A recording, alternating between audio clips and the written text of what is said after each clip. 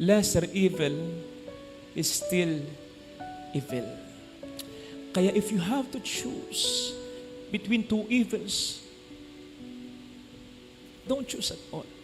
Huwag ka na pumili. Experience will tell us, mga kapatid, na mas lumalalim ang ating relasyon sa isang tao kapag lagi natin kinakausap, nakaka-communicate ito. Ganun din sa Panginoon. Kapag lagi tayo consistent na nagdarasal sa Kanya, unti-unti, ang magiging mas mahalaga na ay hindi yung biyayang hinihiling natin sa Kanya, kundi yung relasyon na lumalim dahil sa ating laging pagtawag sa Kanya. Pakisabi sa inyong katabi, magbago ka na. Seriously, madalas natin itong marinig sa sermon, sa recollection, homily, retreat, sa politics, pagbabago sa bahay natin. Sasabihin sa iyo, ng asawa mo, ng magulang mo, magbago ka na. Ng biyanan mo, magbago ka na. Na nangangahuluga ang pagdaligod sa kasalanan, sa pagkukulang o paggising sa katotohanan na wala naman ding masama kung totohanan at kung kinakailangan. Dangan nga lamang, let us be warned. Mayroong isang pagbabago na ayaw ni Kristo. Yes, meron. At gustong-gusto naman ng diablo. In fact, ang pagbabagong ito ay talamak na talamak. So you can just imagine, ang dalas nating palungkutin si Kristo, ang dalas din nating pasahin ng diablo dahil sa ganitong uri ng pagbabago. Ang tanong, ano ito? Matutulungan tayo ng bandang huli, bahagi ng Ebanghelyo na nagsasaad sa atin ng isa sa mga katangian ng diablo. Mukhang hindi siya nakatatagal ng gala lang ng gala, nang walang sinasapian. Parang kinakailangan niya lagi na meron siyang sinisira na kanyang sinasapian. Tatandaan po ninyo, yung isang instance na pinalayas ni Kristo ang maraming mga demonyo sa inaalihan ito. Maraming mga demonyo kasi Legion ang aming pangalan. Marami kami. O hindi ba't namanhik ang mga demonyong ito kay Kristo? Kung kami palalayasin mo, papuntahin mo na lang kami sa mga baboy na yon. At yun ang simula ng swine flu noon. Seriously, ang demonyo, kapag umalis na sa kanyang sinapian o pininsala, sapagkat maaring nagbago, tumalikod sa pagkakasala, kagala-gala ang demonyo. At naghahanap ng ibang masasapian, ng ibang maisasadlak sa kapahamakan. Kapag wala siyang mahanap, try siyang bumalik sa kaniyang pinanggalingan. At kapag na-feel niya na siya ay most welcome, aba, syempre, sasapi uli yan, maminsala uli yan, maninira uli yan, magpapahamok uli yan. Pero bago niya gawin yan, magtatawag pa siya ng ibang mga kasamahan upang yung kanyang o kanilang sasapian this time ay mas masadlak sa kapahamakan. Piruin niyo yun? Lumayas na ibumalik pa, nanalo pa, naminsala pa, mas matindi ha? Kung baga sa basketball, tinamba ka na. Aba, nakakambak pa, lumamang pa, nanalo pa. Kung baga sa politiko, napatunayang na nagkasala. Aba, kakandidato, baka nga manalo pa, baka manaig pa, baka yumaman pa. Galing, di ba? So ito yung pagbabago na ayaw ni Kristo. Kasi dapat sa pagbabago, sa true conversion, kasama siya dapat sa equation. Conversion should be equals turning away from our sin and establishing strong relationship with Him. Yun yung kombinasyon, yung tunay na pagbabago, kombinasyon yan ng pagtalikod sa kasalanan at pagyakap, pagsunod sa ating Diyos na makapangyarihan. Kaya nga sa Mark 1:15, sa bandang simula ng ministeryo ng ating Panginoong Jesucristo, maliwanag ang kanyang mensahe. Repent! Hindi sinabing repent lang. Repent and believe in the gospel. Kasi ayos yung, ay, magbabago na ako. Kasi napahiya ka eh. Natauhang ka eh. Nakinig ka ng humilya, natouch ka. Nagkasakit ang mahal mo, nagkasakit ka. Nagkaroon ng problema sa pamilya, nalugi ka. Napahiya ka. Magbabago na ako. Maganda yon. Pero kung yun lang at wala ang Panginoon, kulang na kulang yun.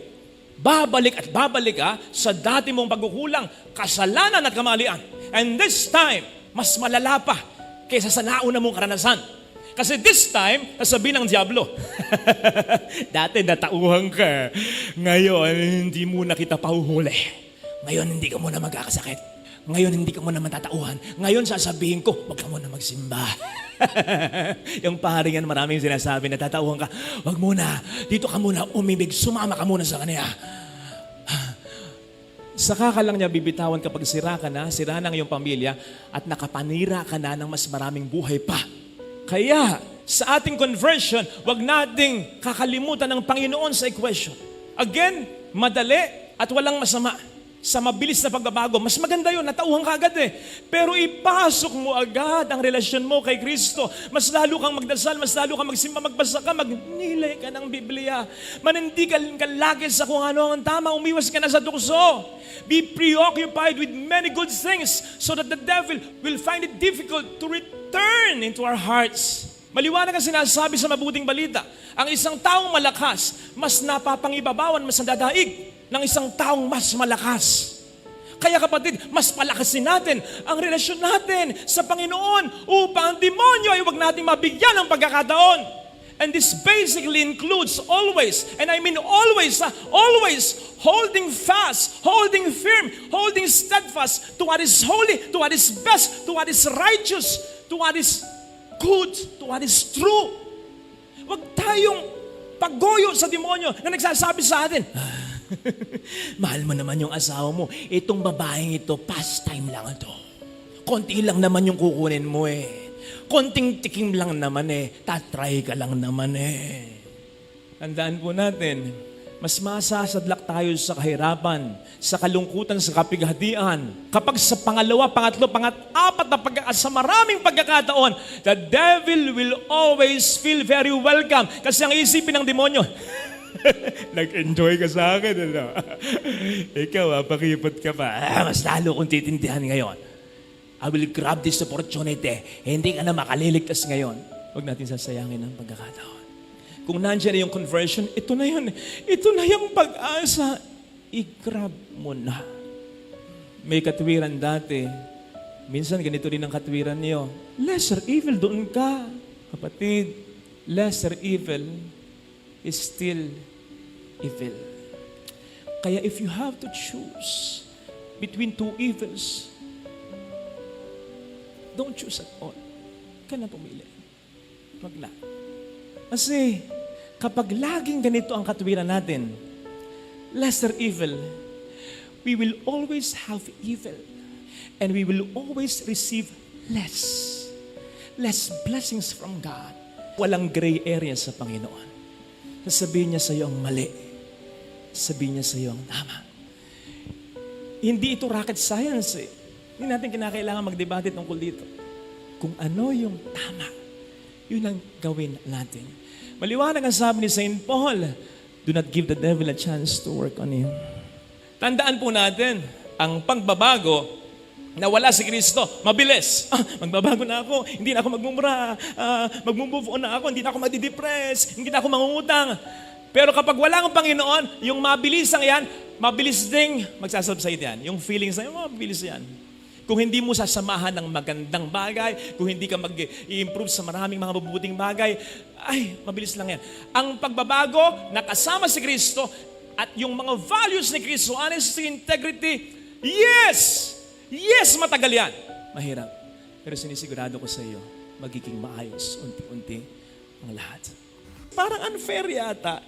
Naisipin ko that God is best moved by our persistence than our need and than our relationship with Him. Na ang Diyos pala ay mas kumikilos dahil sa pagpupumilit natin at hindi dahil nararamdaman niya ang pangangailangan natin at hindi dahil sa relasyon natin sa Kanya, siya bilang Ama natin.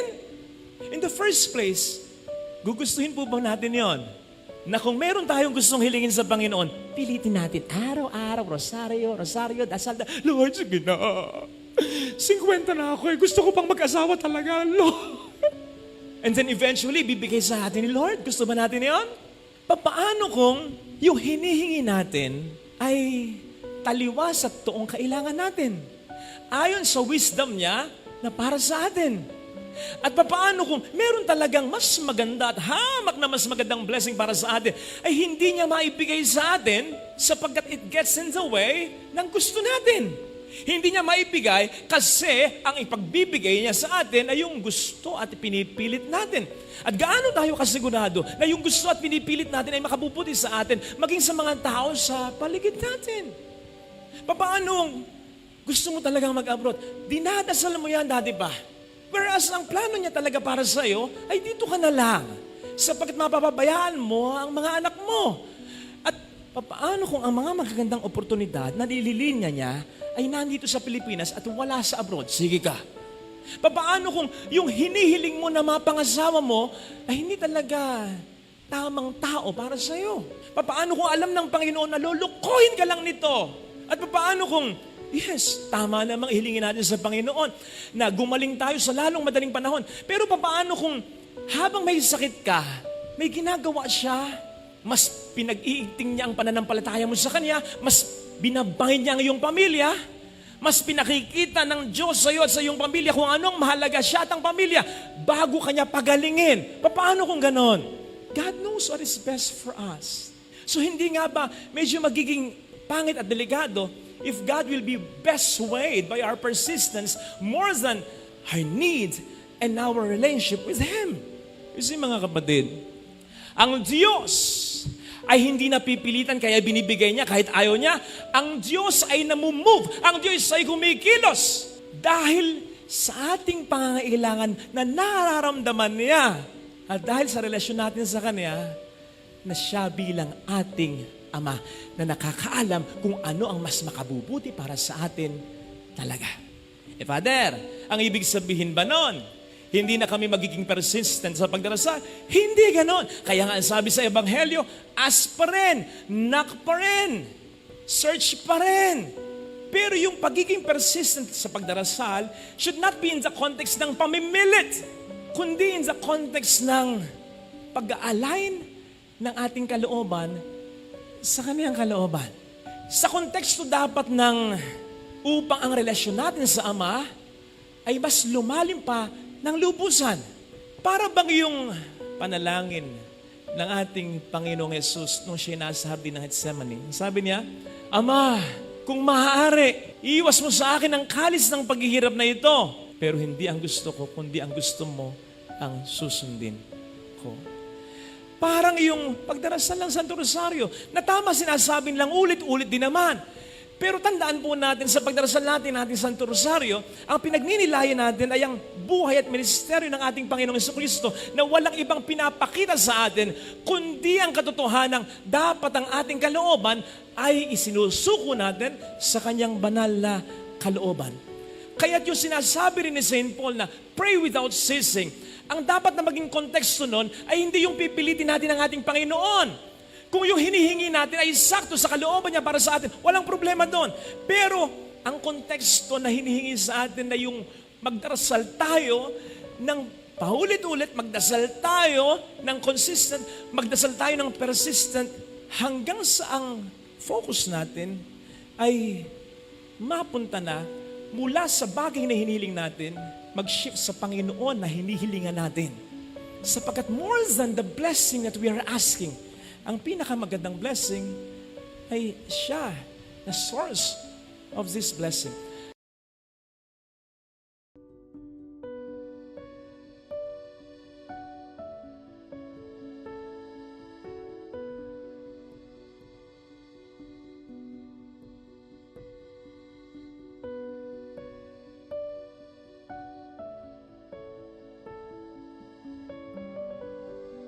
A reading from the Holy Gospel according to St. Luke.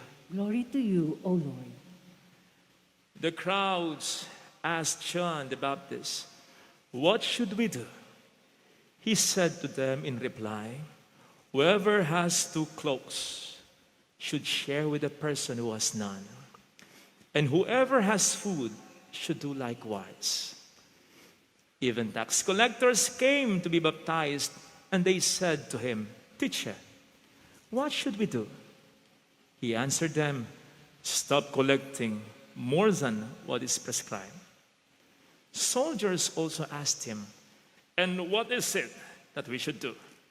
He told them, "Do not practice extortion. Do not falsely accuse anyone, and be satisfied with your wages." Now the people were filled with expectation, and all were asking in their hearts whether John might be the Christ. John answered them all, saying, "I am baptizing you with water, but one mightier than I is coming. I am not worthy to loosen the thongs of his sandals. He will baptize you with the Holy Spirit and fire. His winnowing fan is in his hand to clear his threshing floor and gather the wheat into his barn, but the chaff he will burn with unquenchable fire." Exhorting them in many other ways, he preached good news to the people. Sisters and brothers, the gospel of the Lord. Praise to you, Lord Jesus Christ. Pink ang suot ko ngayon kasi pink ang kulay ng liturgy ngayon. Gaudete Sunday, Sunday of Rejoicing, ang kulay pink sa liturgy ay color ng joy, ng happiness. Kaya, huwag kayong mag-isip ng kung ano-ano dyan. Pero, pwede rin naman. Magandang umaga sa inyong lahat. Question: do you want to be happy? Amen.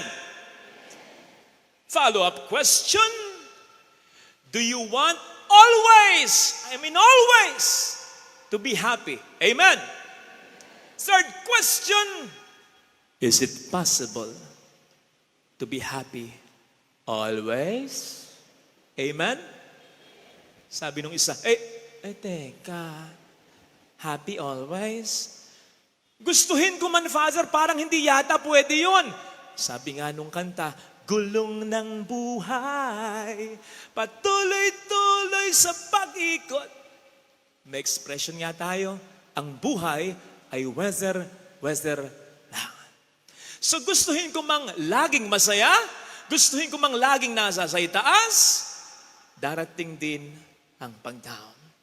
Kaya parang imposible yan.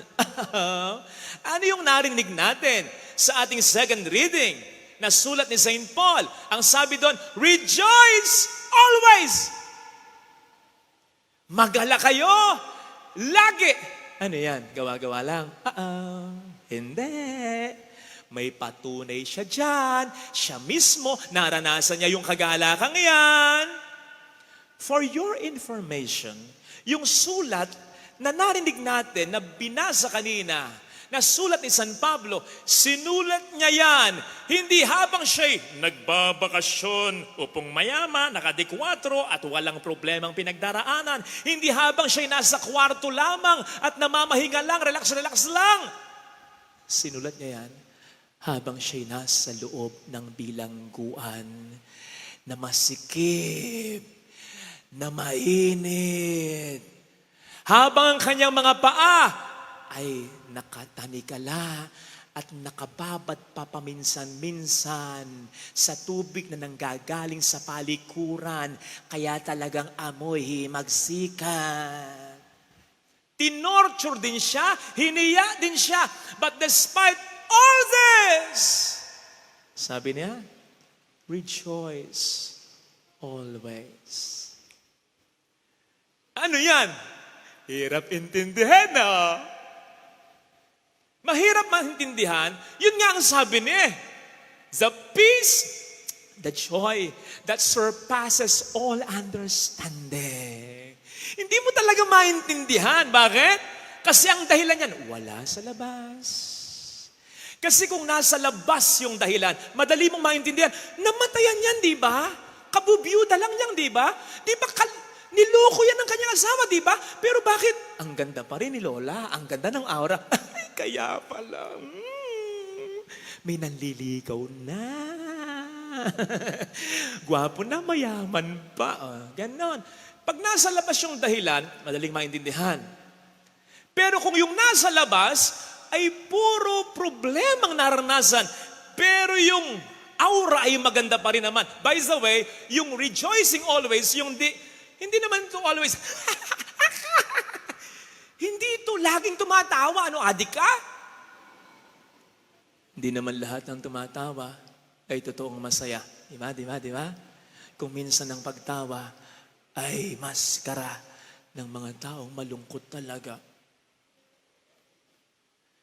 Yung rejoicing always, yung kahit hindi ka tumatawa, pero sa loob mo, kalmado ka. Yun yung peace, yung joy that surpasses all understanding. Sapagkat wala sa labas ang dahilan, kundi nasa sa loob, kay Kristo lang. Yung ramdam mo at naniniwala kang si Kristo ay kasama mo. Kaya nga, hindi sinabi ni St. Paul, magala kayong lagi sa bisyo. Sige, inom. Sige, sigarilyo. Sige, sugal. Sige, babae pa. Masaya ka. Oh, Father, masaya ako. Wait lang. Hintayin mo lang bago ka mahuli. Hintayin mo lang kapag siningil ka na ng iyong katawan. Saka mo sabihin, kagala ka niyan. Hindi! Problema ang hatid niyan. Tigilan mo na yan. Hindi sinabi ni St. Paul, magala kayong lagi sa pag-acquire ng kung ano-ano. O di ba't marami ka nang nabili, pinag-ipunan mo kasi pangarap mo, nung nabili mo at nung nandyan na masaya ka? Yes! Pero sustained ba yung kaligayahan mo? Hindi! Gusto mo uli ng iba. Gusto mo uli ng bago. Kaya nga ang sabi sa ating gospel reading, kung meron kang sobra, magbigay ka. Nandun ang kagalakan, hindi sa pag-acquire, kundi nasa pagbibigay. Sapagkat yun ay pagpapatunay ng pananampalataya mo. Kapag nagbibigay ka, ang Diyos ay bahala sa iyo. Again, kagalakang na kay Kristo. Hindi rin sinabi ni San Pablo, magala kayong lagi sa piling ng kung sino, kahit mahal na mahal mo at kahit mahal na mahal ka ng taong ito. Kasi po pwedeng ang pagmamahal ay pangmatagalan. Pero, iiwan ka rin yan. Oh, wag naman yung ganun yung isip mo. Ang sinasabi ko, matetegi rin yan. Kaya nga, till death do us part lang. Napanood nyo sa FB yung pag-iyak ni Megan Young, yung beauty queen. Umiyak siya. Galing umiyak. Cute. Ganun pala umiyak yung beauty queen. Kasi kayo kung umiyak, walwal. Walang kapoys-poys. Ang beauty queen, ang galing yung panoorin niya. Pero ang tanong, bakit siya umiyak? Hindi sila nag-away mag-asawa. Sweet nga sila. Ang dahilan ay ganito, di ba meron silang binemaintain na YouTube channel? Siyempre, alam po ninyo, sa pag-maintain yan, kinakailangan, juicy, kinakailangan, interesting yung mga topics para panoorin. Okay? So, nagbe-brainstorming sila. Ano yung topic na po pwedeng gawin natin? Sabi ng mister niya, ano kaya kung ang topic natin ay, kunwari, yung magkakahiwalay tayo, umiyak na ang bruha. No, ayoko. Hindi ko kaya. Sabi ng asawa, kunyari lang, di ba? Topic lang. Ay, no. Umiyak na. Ngiti-ngiti kayo. Kayo ba? Ako ba? Ako rin. Parang hindi ko kaya.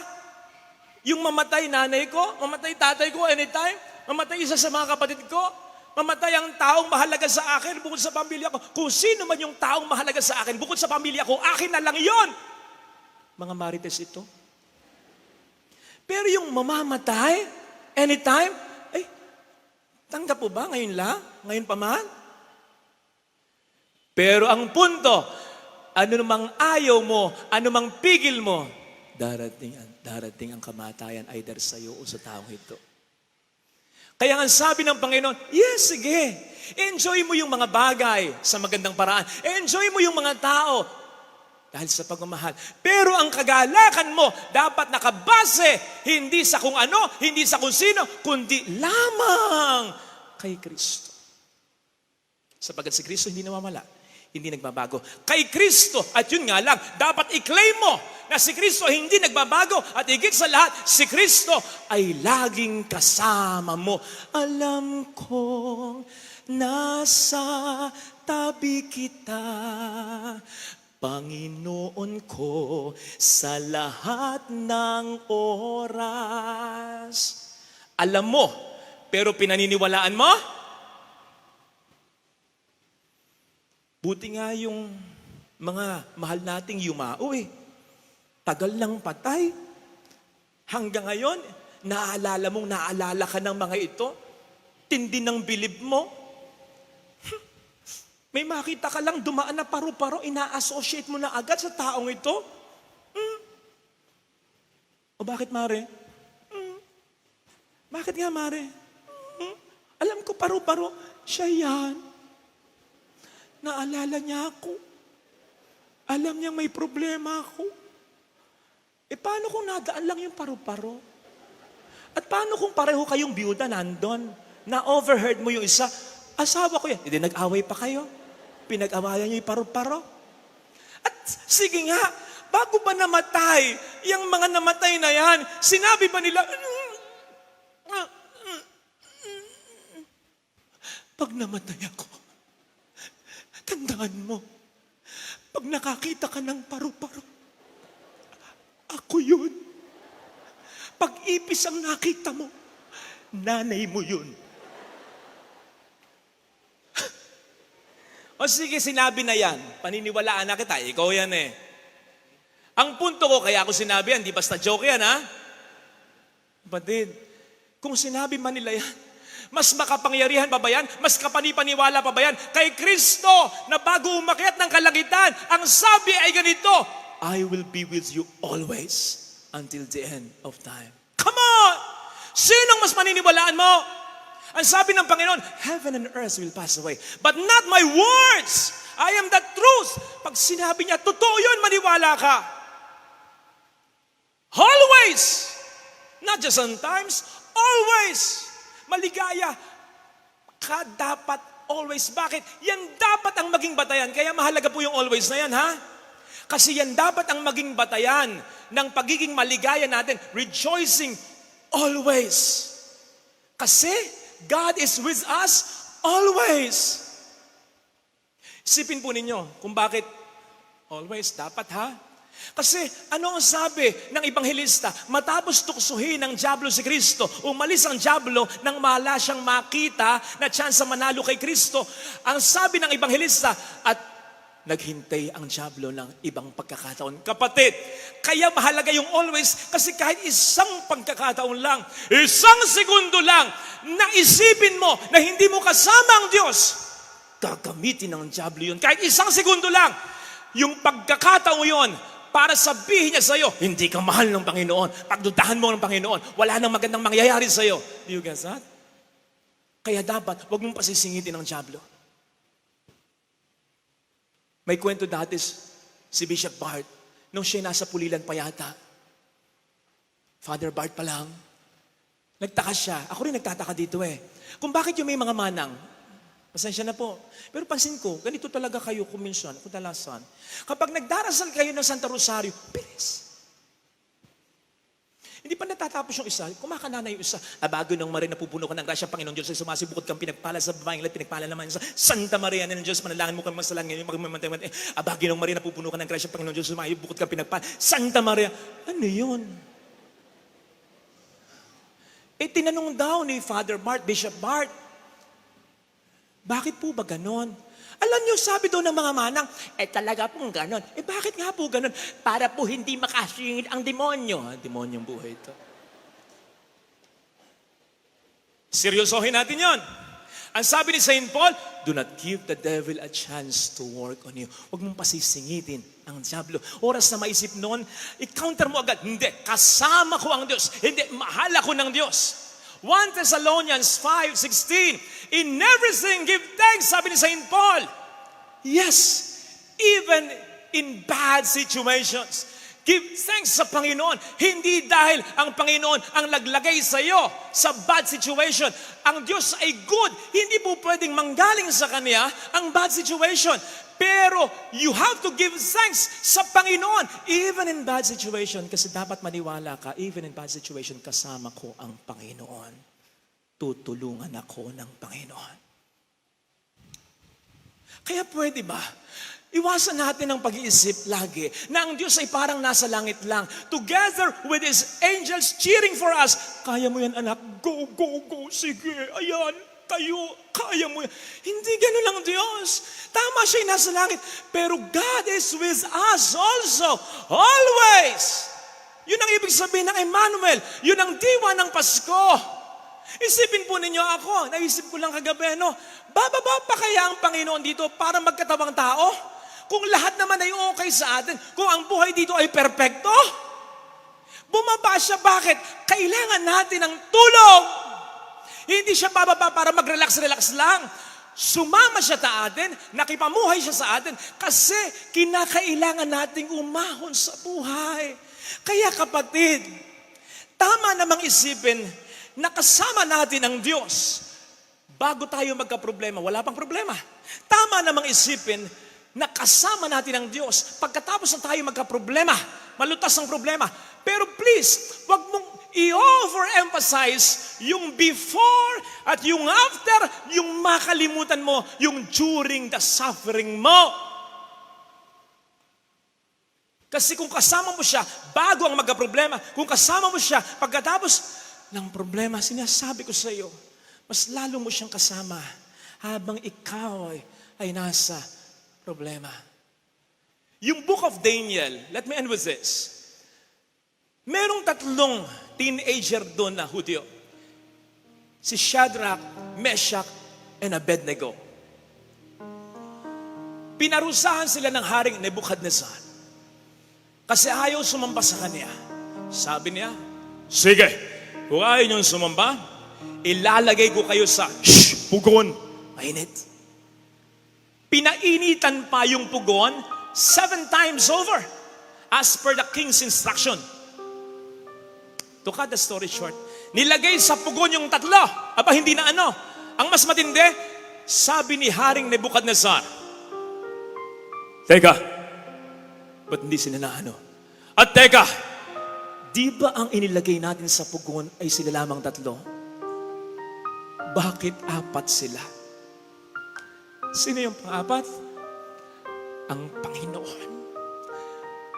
Capture this. Bago pinasok sa pugon yung 3, kasama ba nila ang Panginoon? Yes. Pero hindi nagpakita.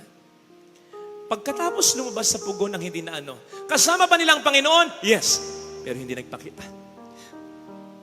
Nung nasa sa pugon, nagpakita ang Panginoon. Which only goes to show, nandoon siya before ng problema, nandoon siya after ng problema. Pero kapatid, maniwala ka, kahit during the problema, kasama mo siya. In fact, mas kasama mo siya. Kaya nga daw niya iiwan yung 99 para lamang sa isa. Hindi mahalaga yung 99, mahalaga yung 99. Kung yung isa mahalaga, how much more yung 99? Kaya lang yung 99. Walang problema yun, magkakasama yun eh. Yung iisa, yun ang may malaking problema. Kaya tayong lahat ngayon, may pinagdaraanan tayong problema eh. Pero maniwala ka kapatid, sabihin ko sa iyo ha, kahit may problema rin ako, kung mas matindi ang problema mo, magpapaubaya na ako para sabihin sa iyo, mas kapiling mo, mas mararamdaman mo ngayon si Kristo. Kasi mas matindi ang problema mo. Hindi na mahalaga kung nararamdaman mo siya. Ang mahalaga, nararamdaman ka niya. At di nga ba't ang sabi ng Panginoon, mapalad ang hindi nakakakita pero naniniwala sa Kanya. I-paraphrase natin, idugtong natin sa pinag-uusapan natin. Mapalad ang hindi ako nararamdaman pero naniniwala sa akin. Sapagkat nandoon ang sistema. Kahit di mo siya nararamdaman, paniwalaan mo siya. At doon siya mas magpaparamdam sa'yo. Ito sana mga kapatid ang ating pagdasal ng biyaya sa banal na misa, lalong-lalo na para sa mga may mga matitinding problema.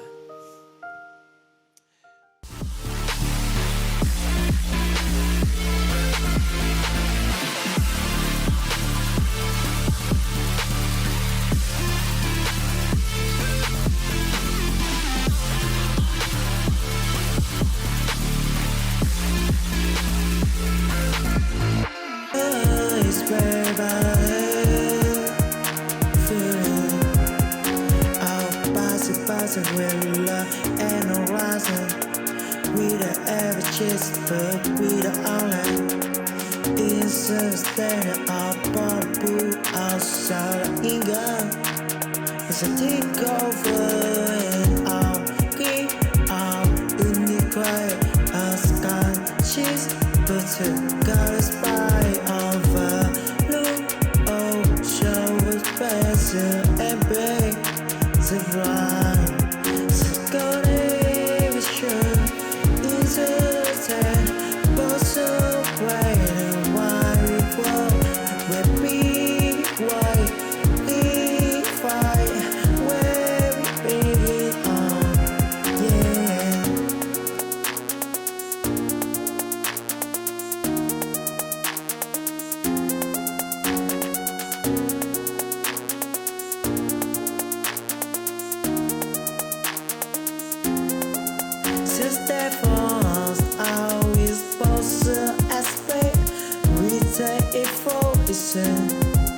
Just so great melodies, right? We rise up, we are calling. It's just day of people. We try to meeting with that bouncing. It's baby, feeling. Our passing with love and horizon. We the averages, but we the only. Standing up on the boot outside of England. It's a takeover and I'm green. I'm in the quiet unconscious, but to God is by over. Look, oh, show was better and break the blind. So go there, be sure into the time, but so Sumainyo ang Panginoon. At sumainyo Ang mabuting balita ng Panginoon ayon kay San Lucas. Papuri sa'yo, Panginoon. Noong panahong iyon, bumalik si Jesus sa Galilea at sumasa kaniya ang kapangyarihan ng Espiritu Santo. Kumalat sa palibot na lupain ang balita tungkol sa kaniya. Nagturo siya sa kanilang mga sinagoga at dinakila siya ng lahat. Umuwi si Jesus sa Nazareth na kanyang nilakhan gaya ng kanyang kinagawian. Pumasok siya sa sinagoga ng araw ng pamahinga.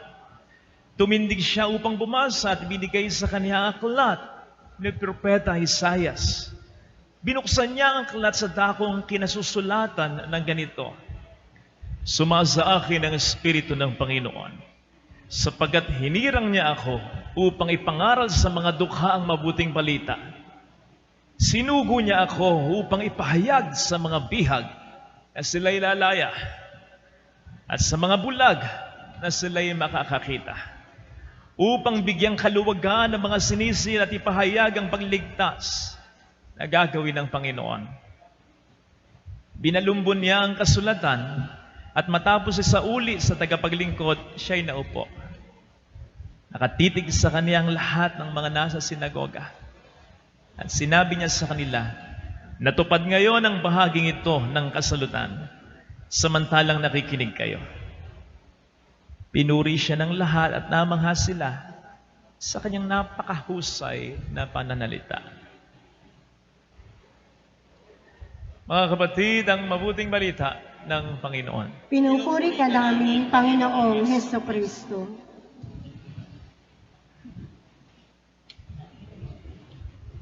Magandang umaga po sa inyong lahat. Palakpakan natin ang mahal na pong Nazareno.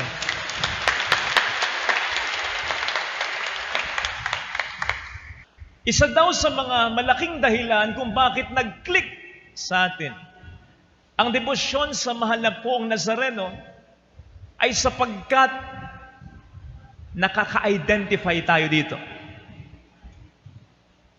Ito kasi ay imahe ni Kristong naghihirap, nagsasakripisyo. Kaya in a sense, kapag tayo tumitingin sa Kanya, ay parang nakikita rin natin, na-identify natin ang ating sarili sa Kanya. Ang kalagayan ng ating bayan na matagal nang naghihirap sa mga kalamidad, sa kriminalidad, sa korupsyon, sa walang katarungan, etc.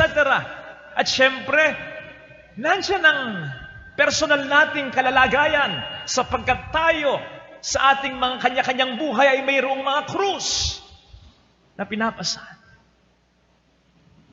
Kaya naman kapag tayo tumitingin sa Kanya, ay parang naririnig natin sinasabi niya, naintindihan ko ang nararanasan mo. Nararamdaman ko ang pinagdaraanan mo. Wala naman pong masama dito sapagkat ito nga ang isa sa malaking dahilan kung bakit nagkatawang tao taghirap para sa atin si Kristo upang makiisa sa ating abang kalagayan. Hebrews 4 verse 15, for we do not have a high priest who is unable to sympathize in our weakness, but one who is tempted in every way just as we are, yet was without sin. At yan ang Panginoon natin. Talagang nakiisa siya sa atin. Pero, hindi po dito nagtatapos ang lahat ng ito. Tama, si Kristo ay nagkatawang ang tao upang makiisa sa ating abang kalagayan, pero hindi yan hanggang dyan lang. Nakiisa siya sa ating abang kalagayan upang iahon tayo sa kalagayang aba na ating kinasasadlakan. Galatians 4 verse 4, God sent His Son Jesus, ang mahal na pong Nazareno, born under the law, to deliver those tayo who were under the law. Yan ang isang magandang sinasabi ng panalangin ng ating simbahan. Hindi ko alam kung narinig niyo yung magandang linya. Si Kristo, ang Diyos, ay nagkatawang tao upang sa pagka-Diyos niya, tayo ay makasalo. Kaya si Kristo ay hindi naghirap upang purihin, i-celebrate ang paghirap ng mundong ito. No! Nang likhain ba ng Diyos ang mundong ito, sinabi niya, gusto ko may kahirapan. Gusto ko may sakit. Gusto ko magkaroon ng mga problema, kamatayan sa mundong ito. No. Naparito si Kristo upang iayos ang lahat ng ito. Naparito si Kristo upang iahon tayo sa lahat ng ito. Tama. Yes, ang sabi ng ating Panginoon. Kung gusto niyong sumunod sa akin, magbuhat kayo ng iyong krus. Kasi yun ang ginawa niya. Pero remember, na hindi habang buhay si Kristong nagpasa ng krus. Hindi siya nanatiling nakapako sa krus. Hindi ko sinasabi, therefore, na iwasan ang krus. Ang sinasabi ko, iwasan nating mapako tayo sa krus. Tandaan natin na ang buhay na gusto para sa atin ng mahal na pong Nazareno. Kaya nga siya nagsakripisyo at namatay sa Kalbaryo ay buhay na ganap at kasaya-saya. And certainly, katulad ng ini-insinuate ng sinabi ng Panginoon sa Lucas 11, versikulo 11, walang matinong ama, kahit pa makasalanan na ang amang dito sa lupa, walang matinong magulang o ama, ang matitiis na laging naghihirap ang anak niya. Lalo tigit kung wala naman itong dahilan talaga. Ang Diyos pa kaya? Ang Diyos pa kaya? Kaya sige, kung nandyan ang krus na yan, harapin yan, buhatin yan. Pero dapat, tulad ng ginawa ni Kristo, ang pagbubuhat na yan ay dapat humantong sa kabanalan at kaluwalhatian. Sapagkat yan ang halimbawa na ginawa niya na dapat nating tularan. 1 Peter 2 verse 1, Because Christ suffered for you, and so He left you an example that you should follow. Sinasabi ko ito sapagkat ayaw ko na sa paghihirap, sa sakripisyo ay mahirati tayo, ang masanay tayo.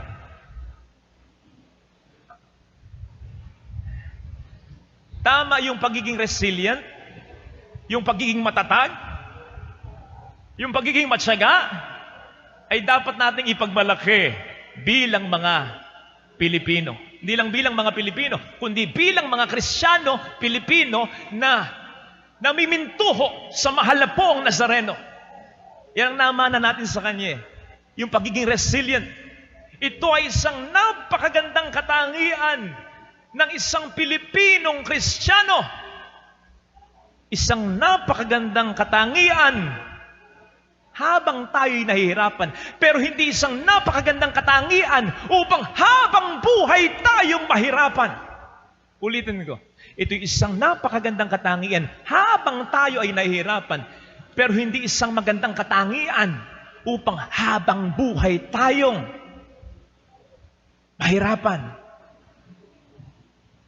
Don't you realize na yung magandang katangiang yan, ang pangkaraniwang inaabuso ng mga taong dapat ay nag-aahon sa atin sa kahirapan? Kailan ba ako pumunta sa isang baryo? Hindi po sa bayang ito. Na yung daan papunta doon sa kaibigan ko, ganun na yun. Nung seminarista pa ako, baku-baku na, hindi sementado. Akalain mo yun. Nung seminarista pa ako, 14 years na akong pare. Nung seminarista ako, ano pa yun, minus 10 pa yun? 24 years? Mula noon hanggang ngayon, ganon? Galing tipo. Bakit hanggang ngayon ganon? Wala naman nagre-reklamo Nasanay na Naging use na O ilan na sa paaralan at mga ospital natin ang talagang napag-iiwanan dahil sa mga nanunungkulang kawatan. Totoo ba'y narinig ko na nitong magbagong taon, mayroong suggestion na sa PhilHealth na magkaroon ng dagdag contribution? Samantalang yung kung ilang bilyon o milyon na nawawala, hindi pa rin nakikita hanggang ngayon at wala pa rin nakukulong. So, ibig sabihin ba, sa mga nawala, ang dapat mag-shoulder tayo pa rin? Galing naman, di ba? Yan ang sinasabi ko. Nakatangi ang maganda, pero nawawala na sa hulog. Kung kaya't naaabuso. At yan sigurado ay ayaw ng mahal na poong Nazareno. Tama. Tama ka. Kapag tinitingnan mo siya, tama yung naririnig mo. Sinasabi niya sa iyo, naiintindihan ko ang pinagdaraanan mo. Alam ko ang nararanasan mo. Pero, may karugtong yon. Pakinggan mong mabuti. Ang sinasabi niya, pero tutulungan kitang makaahon dito.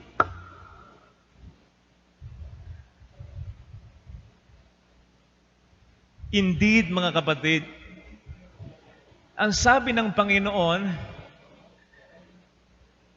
sumunod tayo sa Kanya, magpasan tayo ng krus. Pero I'm sorry, I don't believe that we are meant to carry one cross all the days of our lives. I mean, kung ano yung krus ko ngayon, ito rin yung krus ko sa nakaraang 10 taon at ito rin ang magiging krus ko sa mga habang panahon. Hindi ko naiisip na gano'n.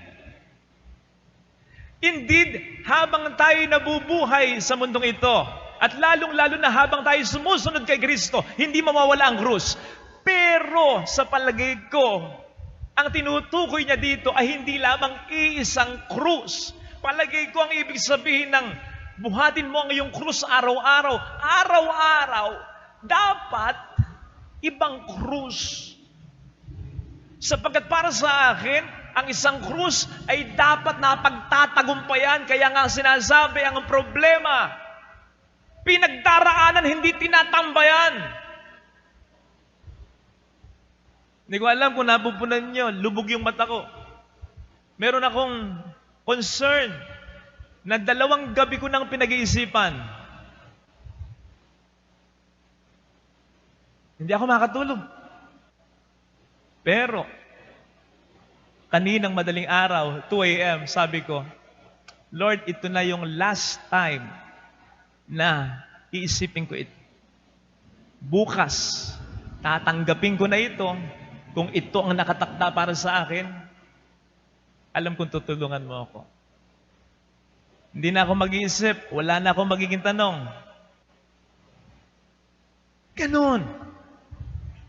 Kasi, pwede nyo namang sabihin, ganire, Father, naintindihan ko yung sinasabi mo, pero paano ko namang ile-let go o kaya bibitawan yung krus ko kung ang krus ko, asawa ko, kung ang krus ko, anak ko, kung ang krus ko, kapatid ko. Well, mga kapatid, para ka makapag-move on sa mga krus na yan, ang sinasabi ko'y dapat hindi ka papako sa mga pangit na epekto niyan. Tama, ang krus na yan ay nandyan pa rin naman. Pero po pwedeng baguhin mo kung paano mo dinadala yan. Sabi nga, nasa tamang pagdadala. At ang sabi nga ng Panginoon, matuto kayo sa akin.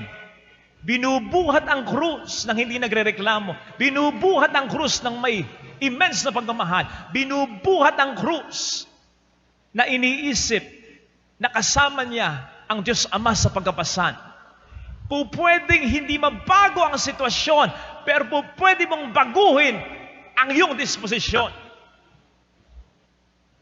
May mga krus na para iyong malampasan, kailangang ipagpasa Diyos mo na lang. Halimbawa, as regards our relationship with these people, na hindi naman natin maipagpag, na hindi naman natin maitakwil, na hindi naman natin malayasan, sapagkat mahalagang tao yung mga yan. Ang sinasabi ko, huwag kang mapako sa grief, sa remorse, huwag kang mapako sa kainitan ng ulo, huwag kang mapako sa pakikipag-away sa taong ito. Halimbawa ay, merong ginawang mali o may dapat kang sabihin tama. Sabihin mo. Kung katulad pa rin ng dati, kapag sinabi mo yung makikipag-argue sa'yo, ay, talikuran mo na, huwag kang makikipag-argue. Sapagkat alam mong wala naman ding uli ka pupuntahan ito. Na kahit ikaw ang tama, pilit niyang ginagawa niyang sarilang niyan tama. At ikaw pang nagiging mali. Huwag mo lang pagtuunan ng...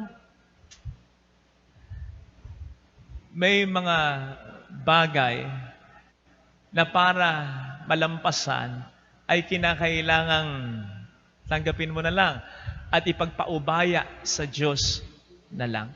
Ito ang isa sa magandang paraan upang tayo makapag-move on kahit mula sa mga paralyzing situation, dala ng mga problemang kay hirap na makaahon. Tandaan natin ang sinabi ng Panginoon, buhatin ang krus at sumunod sa Kanya. Yung pagsunod sa Kanya, ibig sabihin nun, yun, kung ano yung ginawa niya, gawin din natin, buhatin ang krus na may pagmamahal. Pero ang isa sa basic na ibig sabihin nun, it's moving from one point to another. Sumunod ka, puntahan mo kung saan siya pumunta. Moving on.